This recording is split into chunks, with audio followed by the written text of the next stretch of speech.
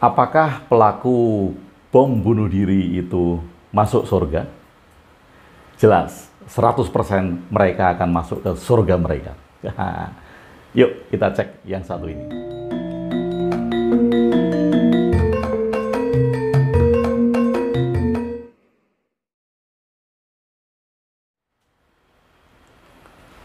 Sahabat, banyak sekali pertanyaan mengenai kemanakah ruh dari para pelaku bom bunuh diri itu setelah mereka meninggal. Nah, mereka kan meninggal bermacam-macam. Ada yang meninggal di depan gereja, ada yang meninggal di pos polisi, ada yang meninggal di markas besar polisi, ada yang meninggal di jalan, dan macam-macam.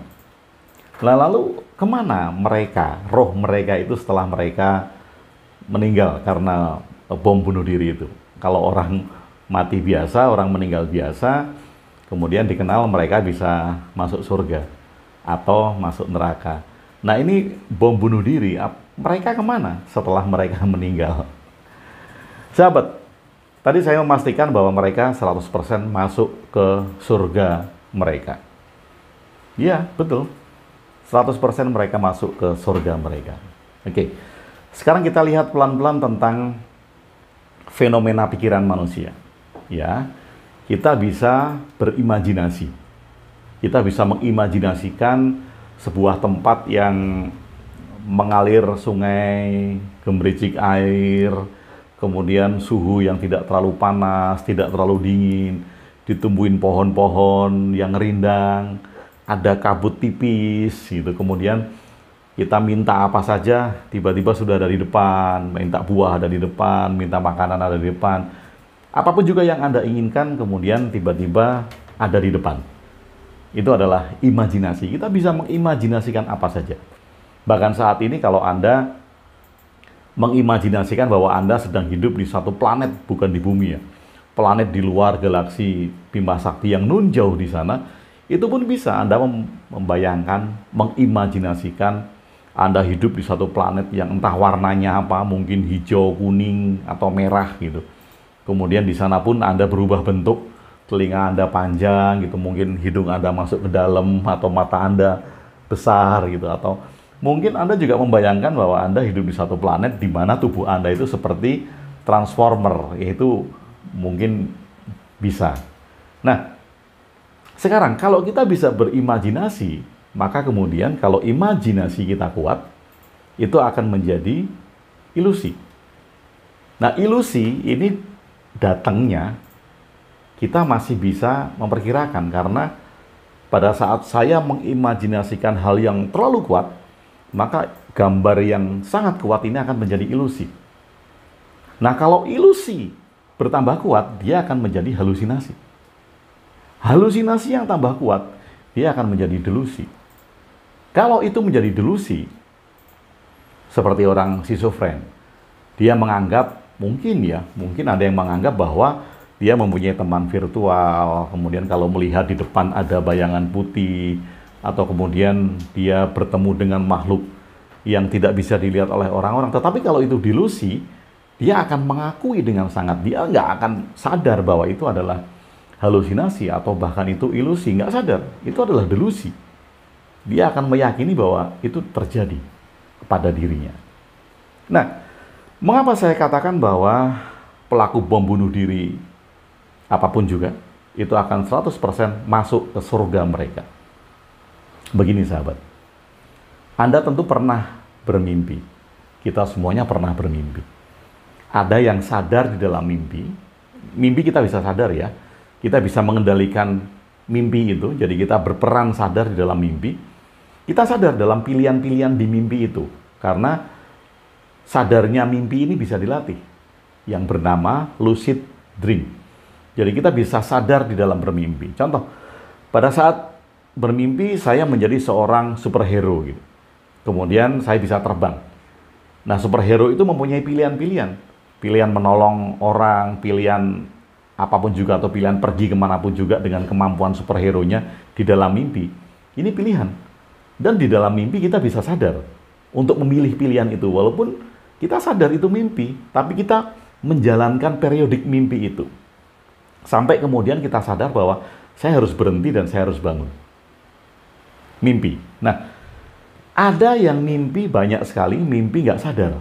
Artinya nggak sadar itu kita tidak bisa mengendalikan mimpi itu. Kita bermimpi dan pada saat mimpi, kita tidak mengatakan bahwa itu mimpi.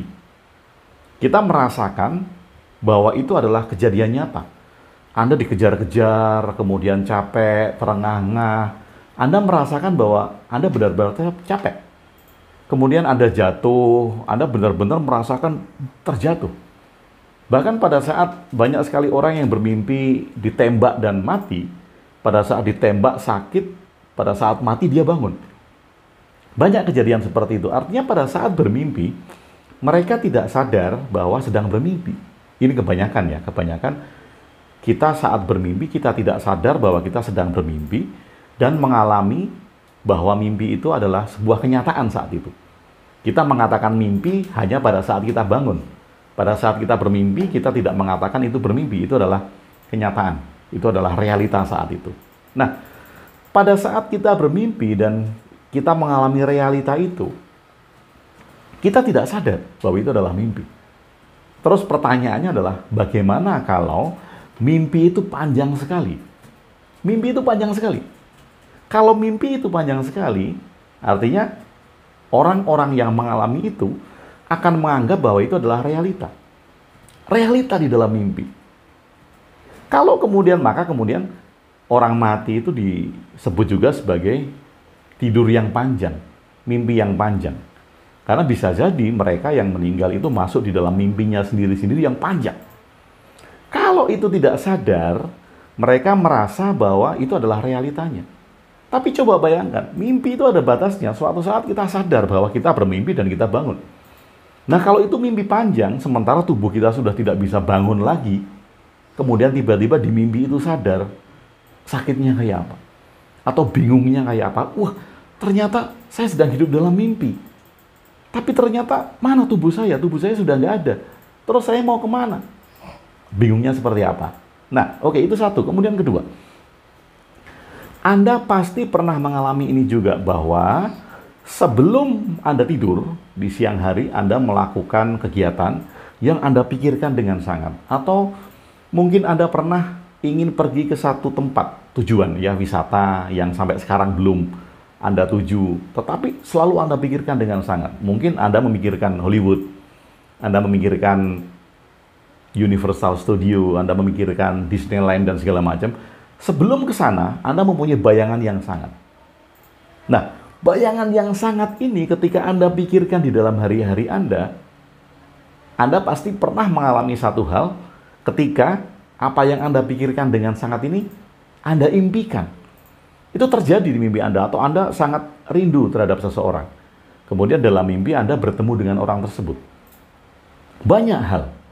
Nah, ketika kejadian itu, contoh Anda ingin pergi ke satu tempat wisata yang belum sempat Anda kunjungi.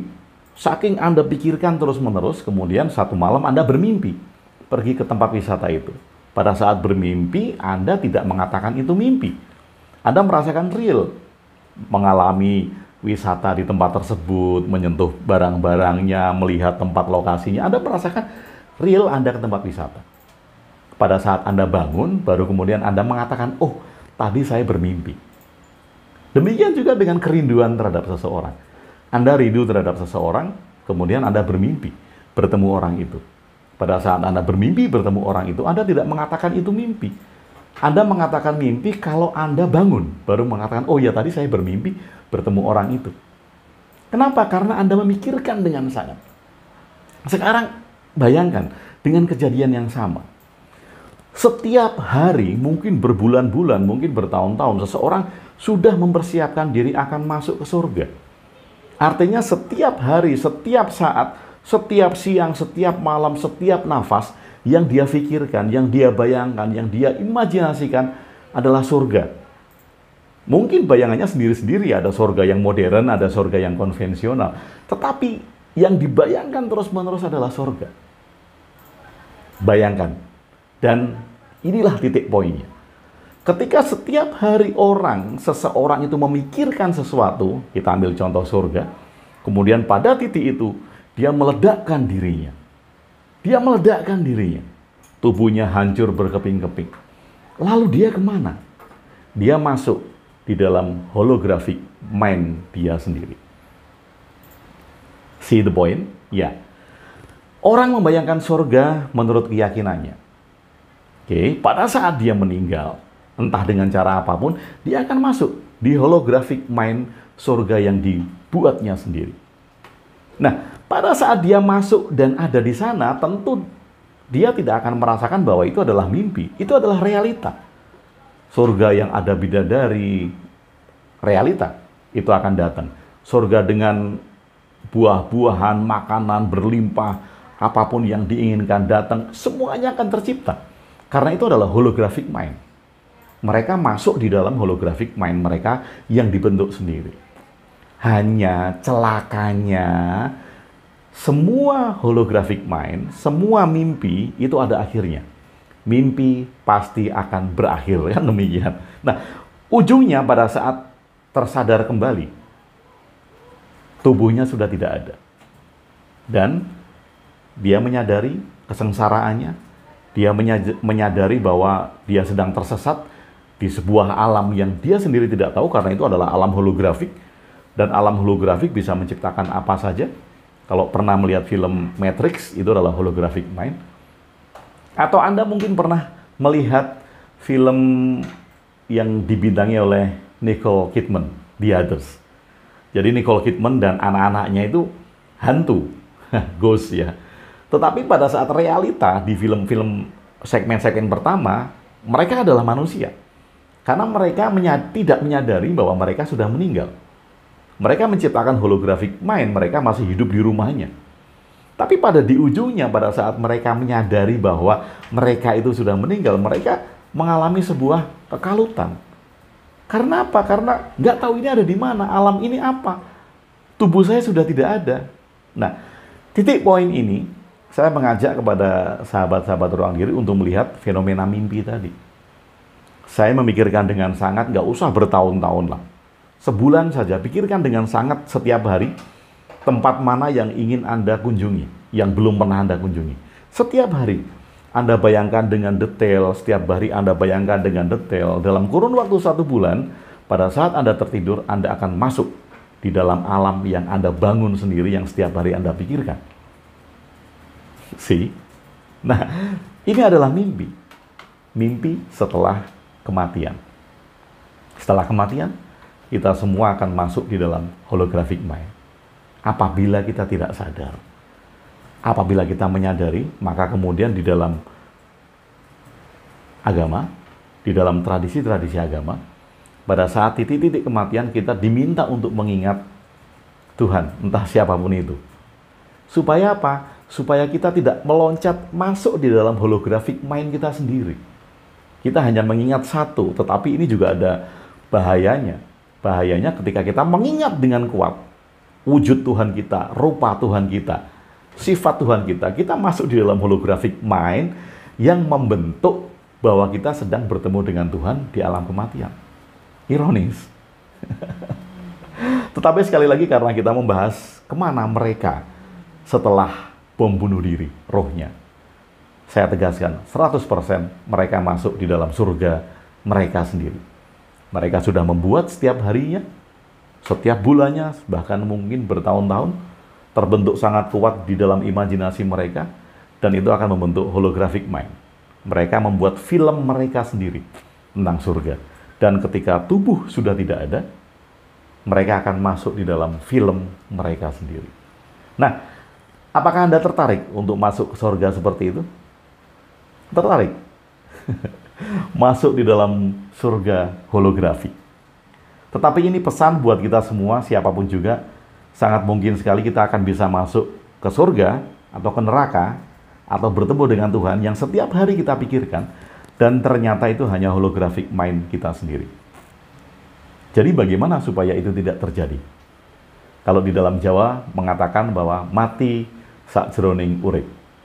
Kita mati di dalam hidup. Apa yang kita matikan? Ego kita, keinginan kita, ambisi kita, Kalau tidak ada ego, tidak ada keinginan, tidak ada ambisi, hidup untuk apa? Satu jawabannya, untuk perayaan. Selamat merayakan hidup Anda. Terima kasih sudah bersama saya Agung WB di Ruang Diri. Salam cinta dan bahagia.